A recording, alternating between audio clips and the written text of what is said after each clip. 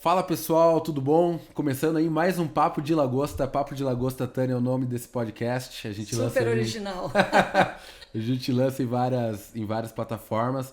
E hoje eu tenho a honra de estar aqui com Tânia Maranha, que é diretora de gestão de talentos e de comunicação interna da Electrolux. Muito obrigado por estar aqui com a gente hoje. Você quer se apresentar e falar um pouco sobre você, Tânia, pro Não, pessoal? obrigada a vocês pelo convite. São poucas iniciativas como essa, onde a gente tem a oportunidade de trocar ideias e compartilhar conhecimentos entre profissionais de diversos segmentos. Bom, meu nome é Tânia, sou profissional de recursos humanos, sou graduada em administração de empresas. Eu costumo brincar aí para o pessoal que eu converso que eu sou VIP. Você conhece esse termo? VIP significa Vinda Interior do Paraná. VIP, né?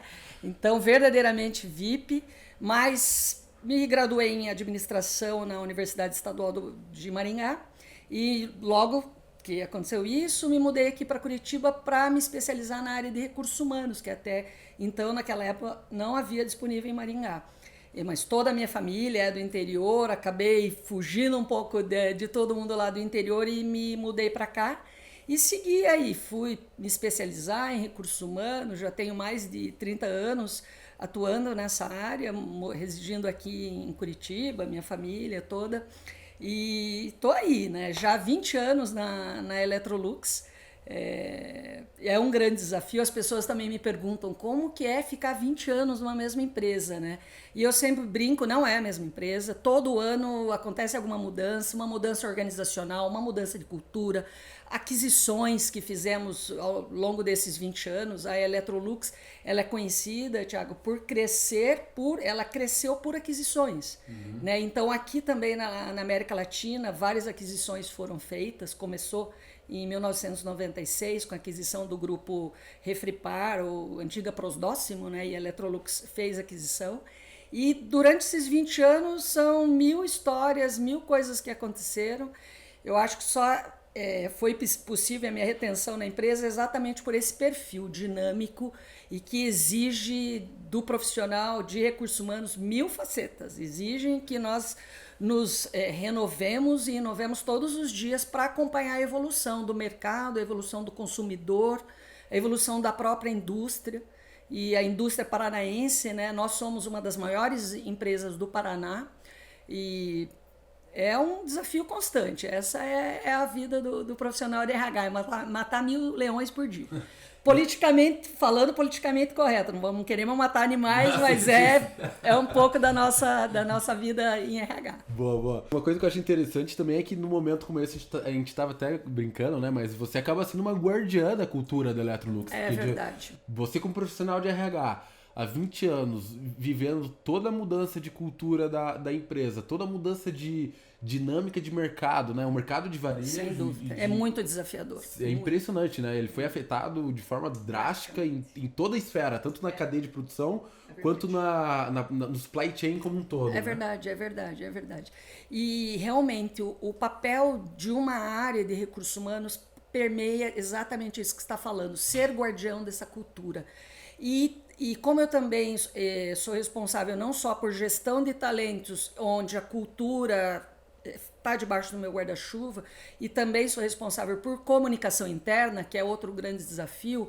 Então, levar essa cultura e garantir um alinhamento de todos os colaboradores e também garantir um entendimento do propósito da nossa organização para 10 mil pessoas em toda a América Latina é realmente desafiador. Diferentes culturas, onde eu estou falando de Brasil, estou falando de Argentina, de Chile, de Colômbia, de Equador, toda a América Latina, cada país tem uma cultura e uma forma de interpretar esse propósito. E a nossa área, ela garante esse alinhamento, que todo mundo consiga não só entender o propósito, que o nosso propósito na Electrolux é de transformar a vida para o melhor, não só entender, mas viver esse propósito em cada atividade que você faz. Não importa qual, desde uma pessoa que trabalha numa linha de montagem até um grande executivo da organização. Então esse é um pouco também do meu papel e é um grande desafio de levar tudo isso. Eu confesso que isso me impressiona bastante, assim, quando eu pego os números dessas grandes corporações como a Electrolux, é uma coisa que eu fico imaginando, porque de fato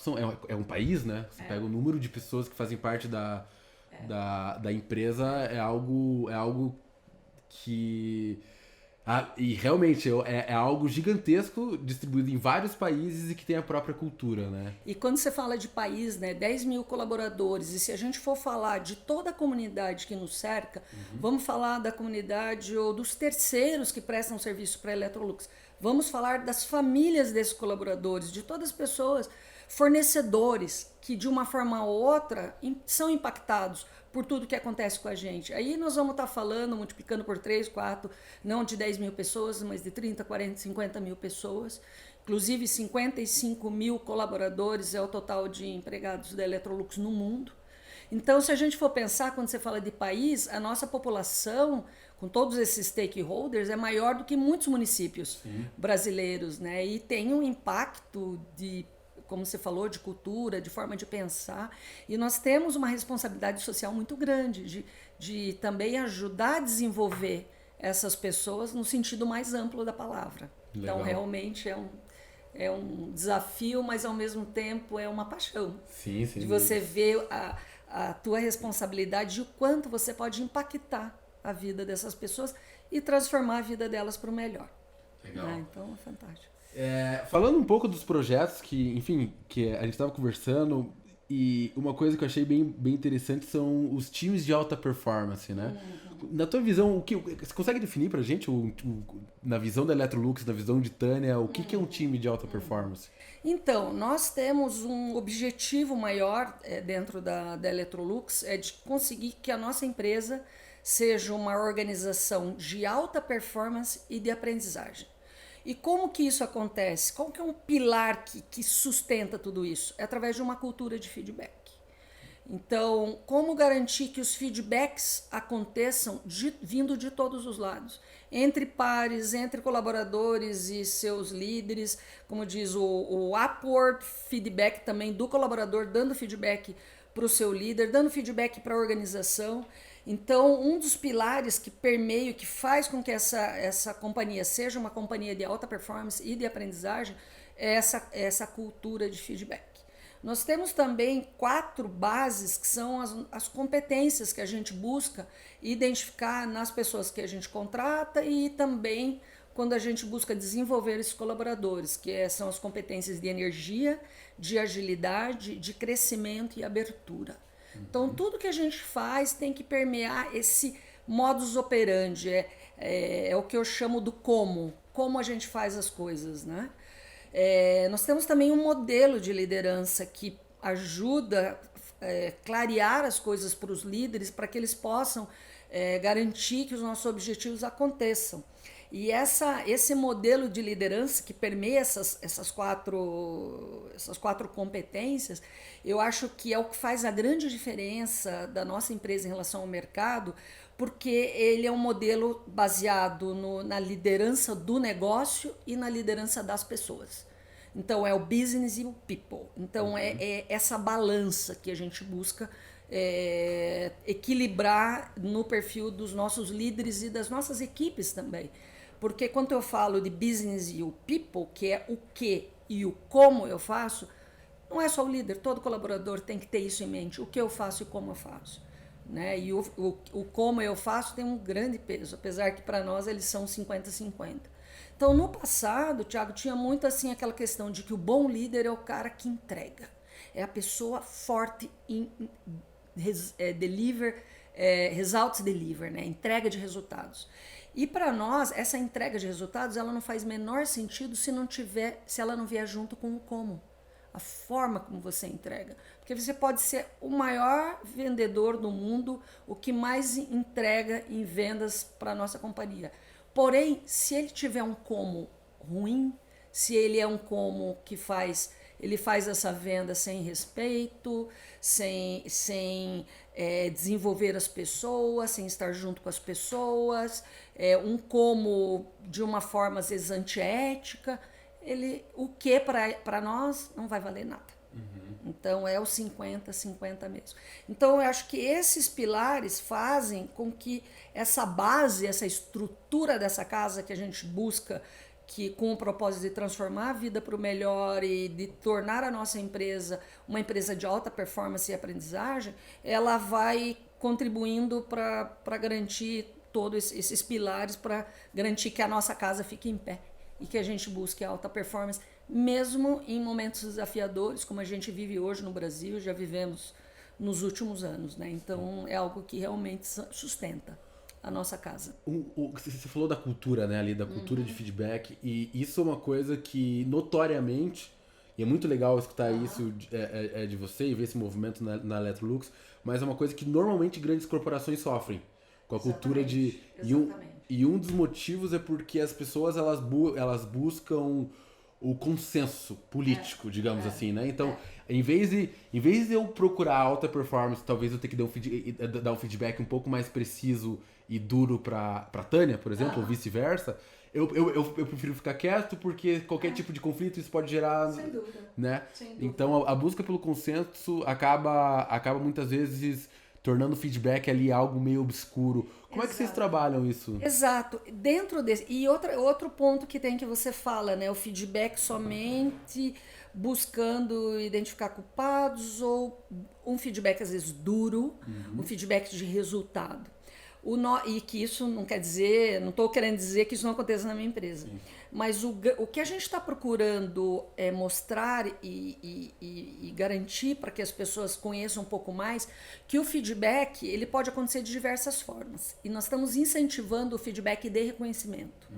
Então, como eu estava dizendo, lançamos recentemente um programa de feedback onde a gente procurou, de uma forma disruptiva, mostrar para as pessoas que o feedback ele não é só para crítica, não é o feedback duro. Existe, acho que na maior parte das empresas, aquele temor do empregado, do colaborador, quando um líder chega e fala: Tiago, quero te dar um feedback. Se ele fala, amanhã eu vou te dar um feedback. No dia anterior você nem dorme, você já fica imaginando, meu Deus, o que será que é esse feedback? O nosso mindset já é um mindset para entender o feedback, encarar o feedback como uma crítica e não como uma oportunidade de aprendizagem e desenvolvimento. Então a primeira coisa que a gente fez foi criar de uma forma disruptiva, a gente criou inclusive um personagem que a gente está chamando de Fera aqui no Brasil, e o nosso slogan é: feedback não é monstro, é fera. No sentido de que ser fera também dá uma conotação de você ser muito bom, né? Quando eu falo, cara, você é um fera em Excel, você é um fera em matemática, você é um fera em marketing, é um elogio. Então a gente fez esse trocadilho dizendo que feedback não é monstro, é fera. E de uma forma lúdica. Inclusive a gente criou stickers para celulares, para mobile, né? Com esse personagem dando várias mensagens.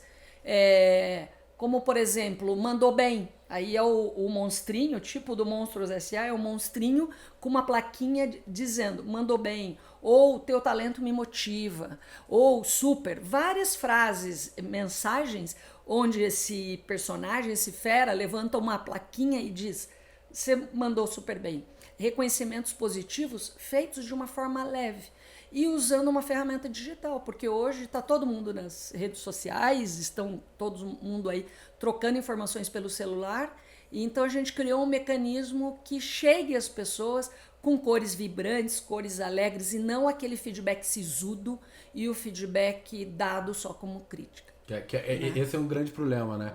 Porque muitas vezes o feedback ele acontece na hora que tem um problema. Que algo não tomou, aconteceu. Exato. E outra coisa que a gente está trabalhando também é do feedback contínuo. Porque o que acontece normalmente nas organizações que tem processos de avaliação de desempenho? O feedback acontece uma vez ao ano, no final do ano, depois de tudo que você tiver feito, o teu líder vai olhar, bom, teus resultados foram esses, você não atingiu esse objetivo, não, né? Então vamos conversar uma vez por ano para eu te dar um feedback. E o que nós estamos estimulando os nossos líderes é que eles deem feedback todo dia. E feedback vindo de todos os lados. Né? E continuamente, não uma ou duas ou três vezes por ano, num momento formal, porque um processo de RH está te obrigando a fazer. Então, o nosso empenho tem sido de criar e melhorar, não que essa cultura não existia, sim, mas queremos reforçar, tornar uma cultura mais leve do feedback, o feedback do reconhecimento, o feedback contínuo, para que as pessoas encarem esse feedback como uma oportunidade de melhoria, de desenvolvimento, uma oportunidade de aprender, né? Então esse tem sido aí o nosso mote. Legal. Do trabalho com feedback, além de inúmeros programas de treinamentos e desenvolvimentos para líderes e para colaboradores, porque a gente precisa ensinar as pessoas em como dar feedback e como receber. Porque existem técnicas para isso, né? E muitas vezes, Thiago, as pessoas pensam, recursos humanos faz assim, é como, né, existe uma frase, psicólogo e louco todo mundo tem um pouco. E as pessoas se acham muito entendedoras dos temas de RH, todo mundo acha que é expert. O que eu procuro fazer nesses treinamentos é mostrar para esses líderes que existem técnicas. Como existem técnicas na área de engenharia, de marketing, de produção, de todas as áreas, para dar e receber feedbacks, existem técnicas que precisam ser aprendidas e treinadas. Não é um feedback que você vai aprender, que você vai dar uma vez ao ano. Você tem que praticar todos os dias para que ela se torne natural. E aí sim as pessoas vão interpretar esses feedbacks como algo bom. Um feedback de reconhecimento, um feedback de orientação, muitas vezes um feedback de correção de rota, né? Então esse tem sido o nosso grande esforço. E acho que é bem providencial falar disso nesse momento, que a gente está quase no final do ano. É um momento que normalmente nas empresas existem os momentos de feedback. Então o nosso desafio é tornar esse momento muito mais tranquilo e não estressante. Né? É um momento de reflexão. Sem dúvida, de olhar para trás e pensar. Sabe que um exemplo legal, o ano passado eu tomei uma iniciativa e encorajei meu time para pedir feedbacks proativos. Então, eu pensei, ao final do ano, todas as pessoas que eu tive algum tipo de interação ao longo do ano, em projetos, em parcerias, em desenvolvimentos, e eu mandei um e-mail para essas pessoas, dizendo, Thiago, esse ano a gente participou do projeto XPTO juntos, eu gostaria de agora que eu estou fazendo a minha autoavaliação, a minha autorreflexão para o processo de avaliação de desempenho, de ouvir de você como foi essa experiência, o que eu fiz que impactou positivamente a você, ou o que eu poderia ter feito diferente para agregar mais valor para você ou para a sua área, sua equipe.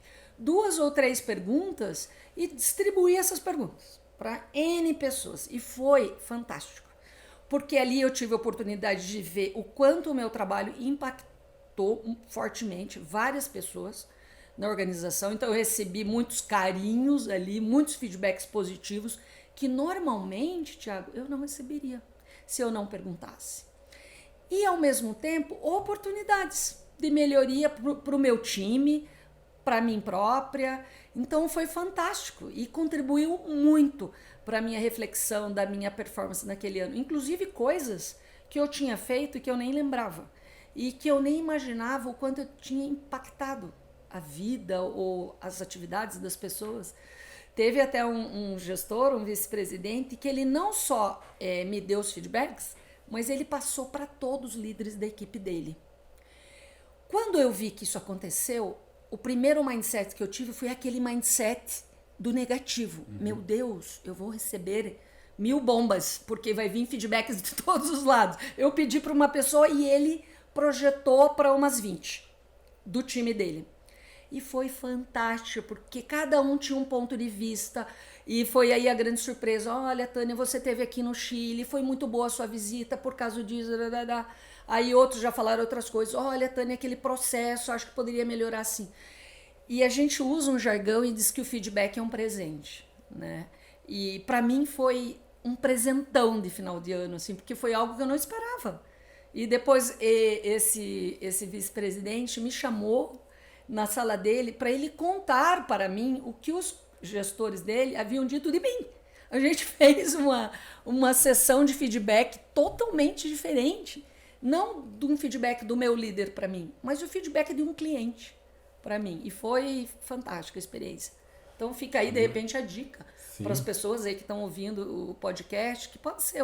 E é uma coisa simples. Foi um e-mail que eu mandei para todos os stakeholders que eu tinha trabalhado, é impactado e tive um grande presente. E abriu vários planos de ação para mim.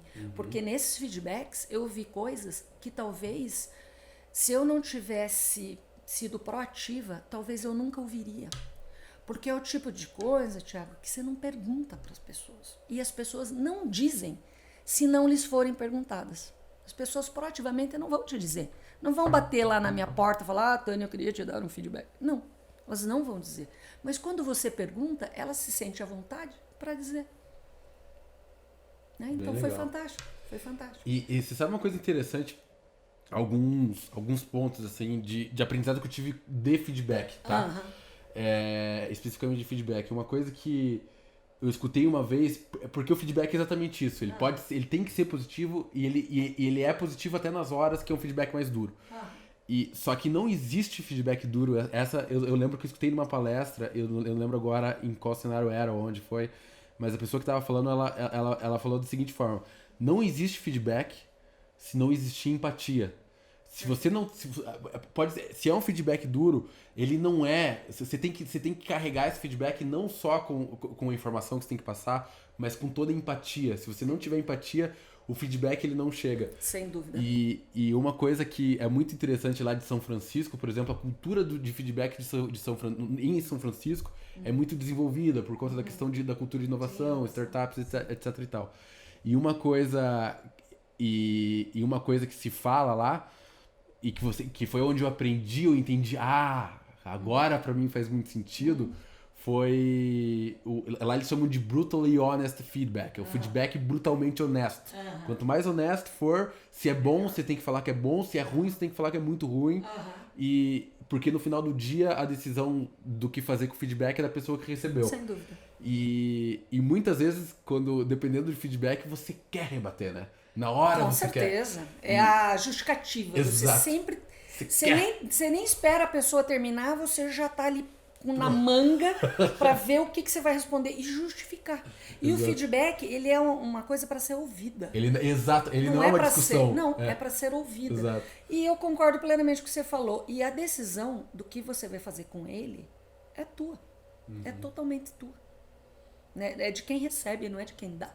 Sim. Né? Então, interessante.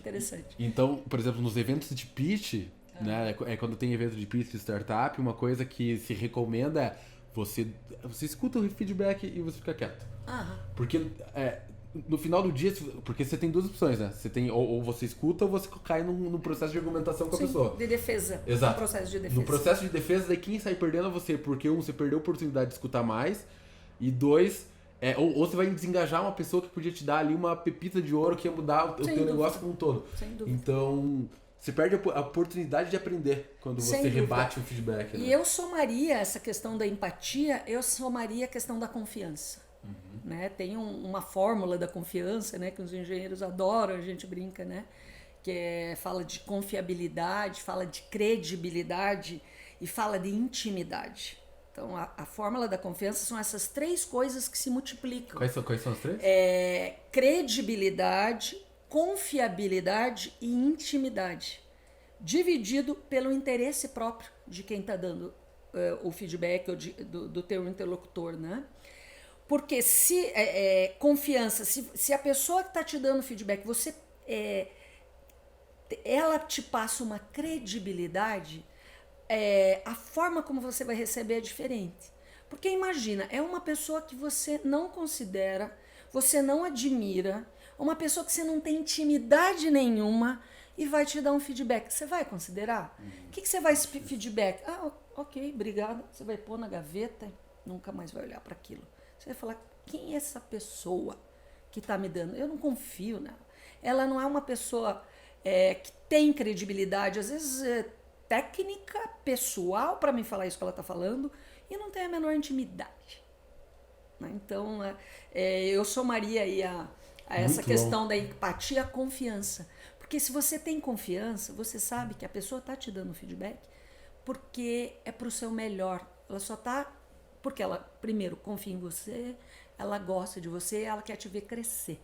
Então, só vem coisas boas. E, às vezes, um feedback que pode ser talvez tão duro, uma coisa que, no teu ponto de vista, não é tão boa, ela é boa. porque às vezes ela está abrindo os seus olhos para algo no futuro.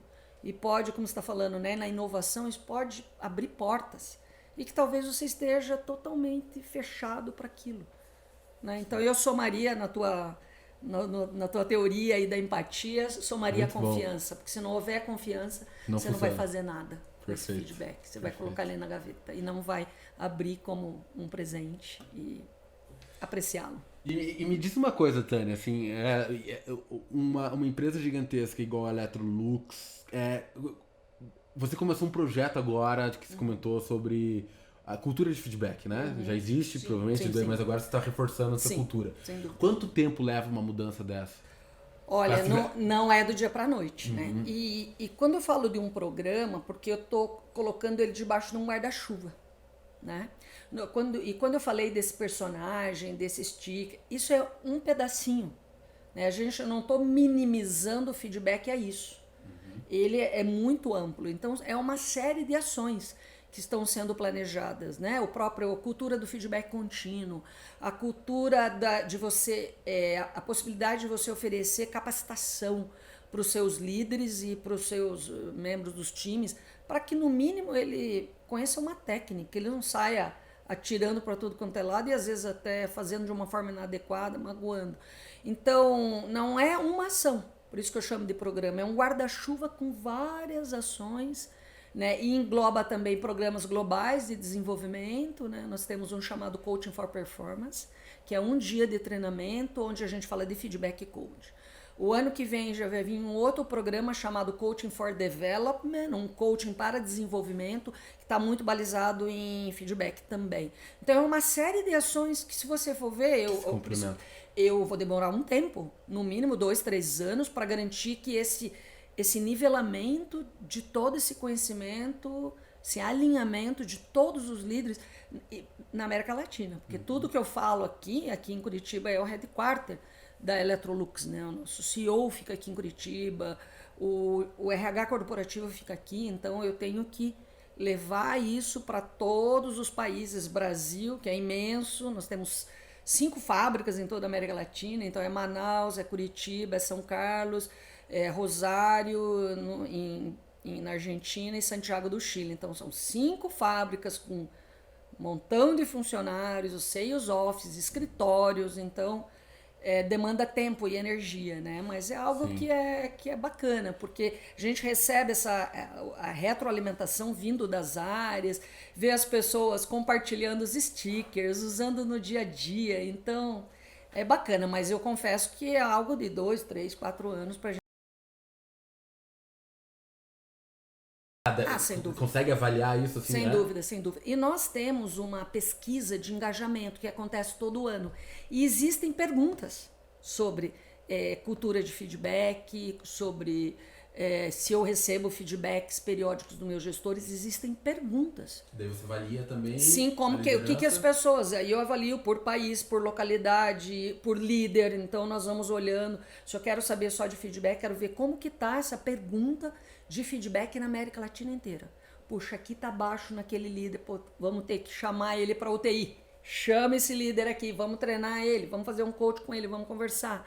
Então eu consigo medir em todos os países, com todas as lideranças, né, como que tá esse desenvolvimento dessa cultura e em vários aspectos também, né, que avaliamos. Que interessante, que interessante. Então, você tem um analytics de toda... Tem que ter, né? Sim, porque como que nós vamos... Sim. É muita informação e muita gente. E você consegue, e você identifica padrões, assim, sim, culturais? Sem dúvida. Por país, a gente consegue ver onde nós temos oportunidade. Nós temos uma meta ou um programa chamado globalmente Employer of Choice, que é o que significa? É como se fosse uma tradução que a gente quer ser um bom empregador, ou melhor. Não é um bom empregador, nós queremos ser a tua melhor opção de carreira ou de busca de uma oportunidade profissional. Que isso permeia aí a sociedade, a todos os países. A gente quer ser identificado como a melhor opção que você tenha. E para isso, nós temos 25 indicadores que nos norteiam para verificar se nós somos essa. Porque aqui no Brasil nós participamos de institutos e de pesquisas de melhores empresas para se trabalhar. Participamos de 3 pesquisas. Great Place to Work, da Você SA, melhores em gestão de pessoas, da Valor Econômico. A gente tem mecanismo, mas eu não tenho isso em todo mundo. Então o grupo ele definiu esses 25 indicadores, que são indicadores que mostram o grau, vamos dizer assim, de eficácia dessas organizações comparada com as melhores do mundo. Então, as melhores empresas do mundo, e não é em gestão de RH, não, de resultado. As melhores empresas do mundo têm, nesses 25 indicadores, altos scores. São indicadores que falam desde diversidade, fala de cultura de feedback, fala de equidade salarial, 25 fatores. E todo ano a gente se avalia naquilo ali. Então, em março, nós fizemos um workshop com todos os RHs da América Latina para olhar Brasil, Chile, Argentina, como é que a gente estava nesses indicadores, olhar se a gente estava verde, amarelo ou vermelho. E onde a gente estava vermelho ou amarelo, para atacar aqueles pontos. Então, fizemos grupos de trabalho, falou, precisamos melhorar tal índice no Chile. Vamos trabalhar um grupo multifuncional, vamos trabalhar aquilo ali no Chile. Na Argentina a gente precisa trabalhar isso, vamos focar ali. Inclusive uma das ações desse plano não era para o Brasil, era para outros países, era melhorar a forma como os colaboradores viam a diversidade na empresa. Aí a ação aconteceu, olha só, a gente começou a planejar isso em março. Desse ano? Desse ano. A ação aconteceu semana passada, onde a gente criou executou, porque isso estava sendo planejado há um tempão, uma semana da diversidade. E nessa semana, cada dia da semana, a gente trabalhou um pilar da diversidade, porque nós temos um comitê de diversidade na empresa. Tem 4 pilares: raça, gênero, orientação sexual e pessoas com deficiência. Cada dia da semana, a gente trabalhou um pilar. E foi fantástico, foi incrível. Não só a aderência e a paixão com que pessoas dos comitês de diversidade, equipe de RH e voluntários trabalharam nesses 4, 5 dias. Foi incrível. E foi uma ação, um plano de ação desse trabalho que a gente fez em março de Employer of Choice. A gente falou, precisamos melhorar a diversidade. Lá na época pensamos, o que pode ser feito? É difícil, é muito subjetivo, né? Como nós vamos melhorar esses índices, né? Foi alguém lá sugeriu, vamos fazer uma semana da diversidade para a gente falar de tudo que é coisa de universidade? E realizamos a semana passada e foi fantástico, foi emocionante. A aderência dos colaboradores para falar de temas, às vezes tabus, né? Para falar de temas sobre as dificuldades que os LGBTs têm na vida, o sofrimento das pessoas com diferente orientação sexual, falar de temas que até então não eram temas falados na organização. E aí a gente percebeu assim, uma aderência das pessoas incrível. E é uma coisa que é muito interessante porque é algo que o consumidor hoje... Essa é uma forma como o consumidor se relaciona com a marca também. Sem dúvida. Né? Porque os nossos consumidores estão em todo lugar. Sim. Então eu tenho pessoas de diferentes raças e etnias que são nossos consumidores. Eu tenho pessoas com deficiência, cegos, surdos, que são nossos consumidores. Nós temos... pessoas de diferentes orientações sexuais que são nossos consumidores, né? Todos são nossos consumidores. Então a nossa empresa tem que estar aberta e ouvir todos. E você sente uma mudança hoje falando de RH e gestão de pessoas, esse papel dentro das empresas, dentro das corporações, você sente que se tornou algo mais estratégico? Porque a gente tem essa mudança cultural, acho que é algo que tem afetado várias empresas. Né? Sem dúvida. E é engraçado, né? No meu começo de carreira, por anos, se tinha essa retórica, o RH estratégico. Havia muito essa busca. Não, o RH tem que ter uma cadeira no board da empresa. E nós não tínhamos uma cadeira no board da empresa. Em muitas empresas. Infelizmente, imagino que até hoje, em muitas empresas, não é assim.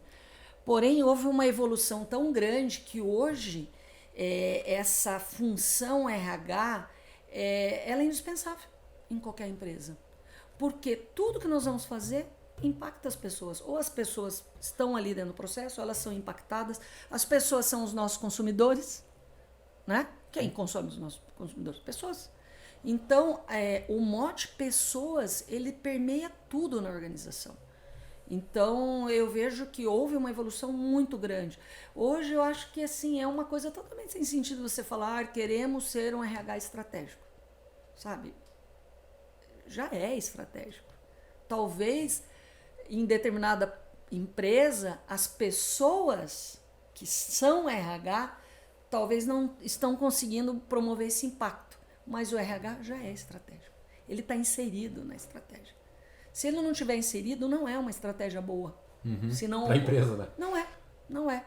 Ela não está considerando todas as bases necessárias para definição e execução de uma estratégia. Sim. Então, não, e fora isso, uma coisa que se busca e se fala hoje muito é inovação, né? E processos de inovação são diretamente relacionados à qualidade das pessoas que estão dentro de uma corporação. Sem né? dúvida, sem dúvida. Então... Quem que vai... Uma empresa não vai ser totalmente administrada, gerenciada, executada por robôs. Sim. Sempre vai ter uma inteligência atrás, né? Sim.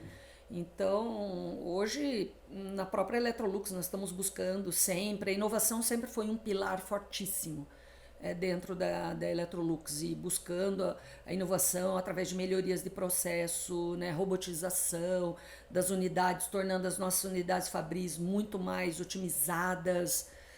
Então, isso tudo são coisas boas que vêm. A empresa vai ser cada vez mais rentável, mais produtiva, e isso, de alguma forma, vai reverter em benefícios para toda a sociedade, colaboradores, clientes, todos, né?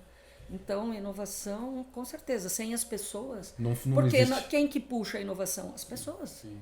Né? E, Tânia, com toda a tua experiência, com toda essa visão de business que você tem, né? E mais toda essa visão de pessoas que você tem, quais dicas você dá para as pessoas, para os jovens talentos hoje de RH que estão entrando no mercado, estão começando a se relacionar? Você que está dentro de uma corporação gigantesca, o que você tem para dizer para esse pessoal? Normalmente o que eu digo para as pessoas, para os jovens, é assim, para eles focarem no desenvolvimento das competências ou o que a gente chama de soft skills. Porque as hard skills, ou seja, conhecimentos, graduação, conhecimento formal, isso tudo vai mudar. Tudo que eu aprendi há 30 anos numa universidade, muita coisa já não é mais válida. Eu nem uso no meu dia a dia. Outras tecnologias, outros conhecimentos estão aí disponíveis no mercado. Então, ok, você se desenvolver, ter uma competência técnica, é quase como um default para você fazer o que você faz. Porém, o que vai te diferenciar dos demais profissionais, que é aquela parte do como, que eu falei lá do que e o como, que são essas soft skills. Então, eu destacaria que soft skills são essas. Uma delas, para mim, que é a mais importante de todas, é a agilidade de aprendizagem. As pessoas têm que ser curiosas, porque a gente está falando de inovação, elas têm que querer aprender coisas novas. Porque quando eu contrato uma pessoa, Thiago, eu não sei que competências ela vai precisar daqui 10 anos, 5 anos. Se eu quiser que ela fique na minha organização, até 3 anos. O que ela vai precisar de conhecimento técnico ou mesmo de desenvolvimento de projetos? Eu não sei, porque a evolução é tão grande hoje em dia, né? O nosso mundo VUCA, né? Uhum. Então, o que eu posso garantir? Que ela seja uma pessoa que goste de aprender. Se ela for uma pessoa curiosa, que gosta de aprender, não importa o que venha, ela vai aprender. Porque a inovação, de alguma forma, vai impactá-la ou já está impactando. Então, eu não posso garantir só com conhecimento técnico ou só com um currículo que vem escrito num currículo, eu não posso garantir que ele vai ter uma entrega, que seja uma entrega que eu espere dele, uma entrega de objetivos ou de performance. Então, eu sempre digo lá para os meus recrutadores da empresa, se você não conseguir identificar nenhuma daquelas competências de energia, agilidade, abertura e crescimento, que elas se subdividem em várias, busque somente o Learning Agility, agilidade de aprendizagem. Se for um candidato a uma pessoa que tem essa característica, pode vir para o meu time que ele vai aprender. Eu vou ensinar, ele vai aprender coisas novas e vai trazer também coisas novas para a organização. Então, eu diria que é uma das minhas preferidas. Outra característica é a capacidade de aprender com os erros, né? Existem muitas organizações, eu acho que muitas organizações latinas, essa questão da cultura do erro, mas a cultura do erro como uma coisa negativa. Imagina, você estava falando da tua experiência, né? São Francisco, Califórnia, e imagino que essas empresas que você conheça, elas têm essa cultura do erro, mas de aprender com o erro. Sim. Né? Então, ter essa capacidade de se permitir fazer coisas novas, errar e aprender e automaticamente já levar isso para a próxima experiência, eu acho que é uma característica bem forte. E a terceira que eu elencaria seria ser uma pessoa aberta ao feedback. Com tudo isso que a gente discutiu aqui, que a gente falou... Que está diretamente relacionado com as outras duas, né? Com as outras duas. E, na verdade, se você for ver, todas são quase que a mesma coisa. Né? Eu quero aprender coisas novas, assim, eu vou inovar, eu vou me permitir ouvir através do feedback, eu vou reaprender, né? E tem uma frase que eu gosto mais bastante, que fala, não estou lembrando agora o autor, que fala que o analfabeto digital do século XXI não é aquele que não sabe ler, né, ou escrever, é aquele que sabe aprender, desaprender e aprender novamente.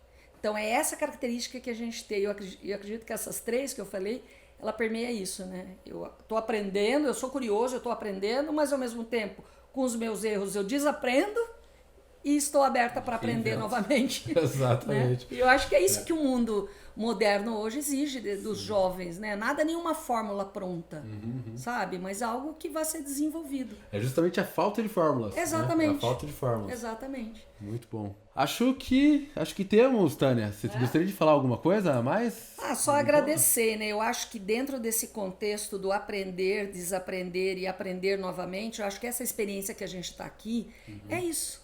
Né? Porque enquanto eu estou conversando com você, imagine como é que ficou meu cérebro. Zzz. Então, eu também estou aprendendo com essa experiência. E o que nós dois estamos conversando aqui, ter essa oportunidade de levar para centenas, milhares, milhões de pessoas, nós vamos também receber feedbacks, talvez bons, não bons, mas de aprendizado para você e para mim. Então, eu acho que tudo que a gente falou aqui, nós estamos vivendo nesse momento, nesse aqui e agora nós dois vivemos. Sim.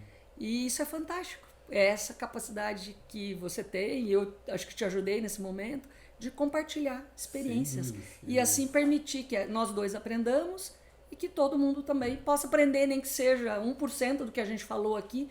Se 1% for aprendido e usado por alguém, eu imagino que eu vou ficar feliz e você também. Exatamente. Então, agradecer essa oportunidade por aprender e desaprender e aprender de novo. Muito obrigado, Tânia, mesmo pela tua presença. E foi muito engraçado isso que você comentou, porque o Adeudo, ele falou uma coisa, cara, não tem nada melhor, não tem um jeito mais interessante de você aprender, você desenvolver, do que você bater papo, de você escutar pessoas e de você falar com pessoas. Então, façam isso, porque isso faz você aprender mais, verdade, né? Fantástico. Então, parabéns mesmo. Parabéns pela iniciativa.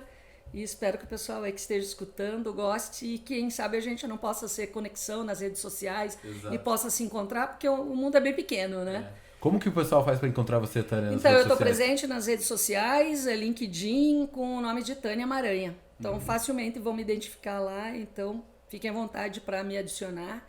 E aí a gente seguir compartilhando coisas e aprendendo juntos. A gente sempre pede para os nossos convidados trazerem algumas dicas, referências. Você trouxe alguma coisa boa pra gente? Então, já que a gente falou bastante de feedback, eu acho que é providencial incentivar os nossos colegas a ler um pouquinho mais sobre feedback. Tem um livro que eu gosto bastante que se chama Obrigado pelo Feedback, que é da Sheila Hinn e do Douglas Stone. Tá disponível em português, é bem fácil de encontrar nas livrarias. Obrigado pelo feedback. E já que a gente falou muito de cultura, e eu acho que tem tudo a ver com mindset.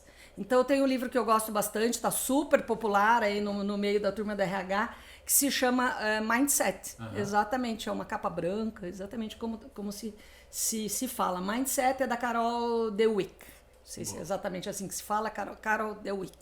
E mindset. Eu acho que esses dois vão dar uma boa base para tudo que a gente falou de cultura, abertura para o feedback e outros conteúdos que a gente desenvolveu aqui. Muito obrigado, Tânia, mais uma vez aí pela tua presença, por estar aqui compartilhando todo esse conhecimento com a gente, experiência também. A gente vai colocar os livros, tá? Então o pessoal vai poder acessar essa informação também. E é isso aí, pessoal. Muito obrigado mais uma vez por acompanhar esse episódio aqui da Papo de Lagosta. E com certeza, eu tenho certeza que vocês aprenderam bastante aí com todas as informações que a Tânia trouxe pra gente, tá? Até mais, pessoal. Tchau, tchau. Até mais. Tchau, tchau.